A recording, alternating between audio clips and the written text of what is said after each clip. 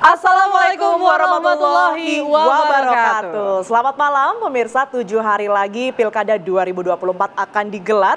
2 debat sebelumnya telah diselenggarakan dan ini adalah malam yang paling ditunggu-tunggu di mana debat pamungkas akan digelar pada malam hari ini untuk calon gubernur dan calon wakil gubernur Jawa Tengah di tahun 2024. Ya, benar sekali. Hari ini adalah momen terakhir untuk masyarakat Jawa Tengah kemudian menilai seberapa rasionalkah visi misi dan juga program kerja yang akan ditawarkan pada malam hari ini. Dan ini kesempatan terakhir untuk kedua pasangan calon meyakinkan lagi para pemilih untuk memilih mereka di tanggal 27 November 2024. Betul sekali. Berkaitan juga dengan tema malam hari ini, Putri dan juga pemirsa, saya informasikan kembali. Tema pada malam hari ini nantinya para paslon akan membahas berkaitan dengan membangun sosial budaya, pendidikan, kesehatan, dan perlindungan untuk masyarakat yang sejahtera dan toleran. Betul sekali. Dan kita juga sudah menghadirkan sambil menunggu debat nanti bergulir, begitu kita menghadirkan narasumber, antaranya adalah para perwakilan tim ses dari kedua pasangan calon gubernur dan wakil gubernur Jawa Tengah untuk nanti sedikit membocorkan lah ya,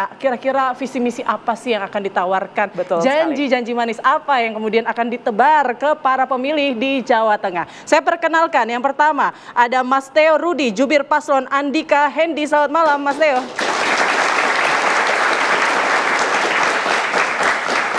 Selamat malam buat Putri. Baik, selamat malam. Dari sebelahnya juga sudah nampak siap sekali ya Mas Agung Budi Margono, STMT yang merupakan jubir pasangan Lutfi Taj Yasin. Selamat malam. Selamat malam. Mas Agung.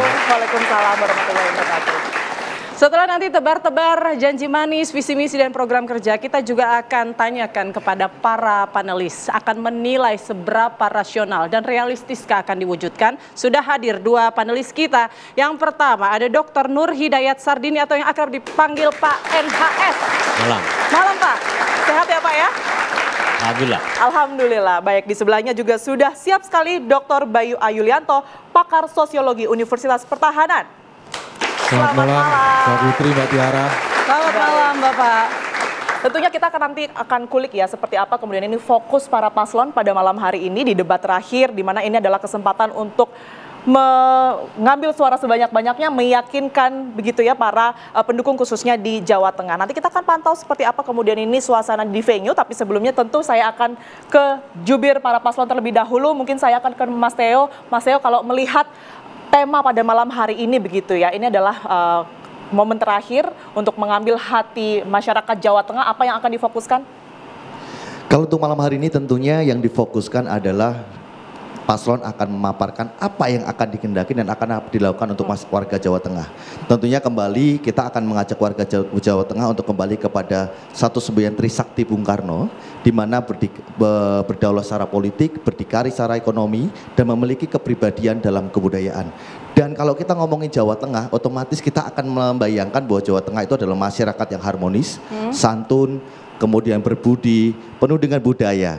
Dan tentunya ekonomi yang dibawa untuk menguatkan Jawa Tengah adalah ekonomi yang berbasis dengan ekonomi hijau, di mana juga akan menciptakan ruang-ruang untuk anak-anak muda berkreasi, inovatif, untuk membangun kota Jawa Tengah atau Jawa Tengah menjadi lebih inklusif bersama dengan warga Jawa Tengah. Oke, seperti itu. jadi fokus utamanya lebih ke ekonomi ya, pembangunan ekonomi. Betul sekali, bukan hanya ekonomi tapi juga budaya yang dibawa sebagai semangat gotong royong. Oke, kalau dari Mas Agung sendiri apakah fokusnya juga sama nih ekonomi atau justru malah kebalik nih, terbalik? Iya, sesuai dengan tema yang diangkat ya, memang kita nanti banyak concern terhadap hal-hal berkaitan dengan persoalan budaya, kemudian juga atensi terhadap masalah pendidikan, khususnya di kalangan pesantren, karena kami salah satu paslon yang juga concern terhadap masalah dunia pesantren, termasuk tentu anak-anak muda ya. Kami juga dalam salah satu janji yang kami tuliskan di dalam visi misi paslon Ahmad Lutfi dan Gus Yassin adalah kartu zilenial. Ya, ini kartu zilenial ini menjadi penting karena separuh lebih warga Jawa Tengah itu adalah Gen Z dan milenial.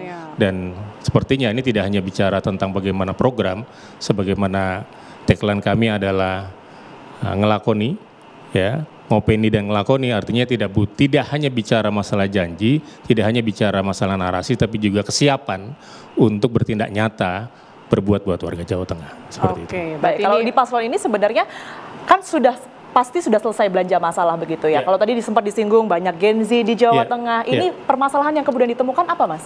Ya, kalau kita lihat bahwa kalau di tahun terakhir saja, tahun 2023 evaluasi pemerintahan terakhir ada 5 hal yang belum tercapai, baik masalah pertumbuhan ekonomi, kemudian juga tentang angka kemiskinan, ke persoalan PDRB, kemudian juga ada indeks Gini kita, juga pertumbuhan ekonomi. Ini hal-hal yang perlu segera direspon. Saya pikir kita tidak butuh waktu pendek dan kenapa kemudian kita punya tagline ngelakoni, karena kami insya Allah akan siap paling depan dalam urusan bagaimana menuntaskan persoalan itu. Baik, terima kasih Mas Agung, Mas Theo. Ini saya penasaran sebenarnya bagaimana tanggapan para panelis. Tapi nanti ditahan dulu ya Bapak-Bapak. Kita harus jeda terlebih dahulu dan nanti usai jeda kita akan hadirkan wawancara eksklusif dengan masing-masing calon gubernur dan wakil gubernur Jawa Tengah 2024. Sesaat lagi.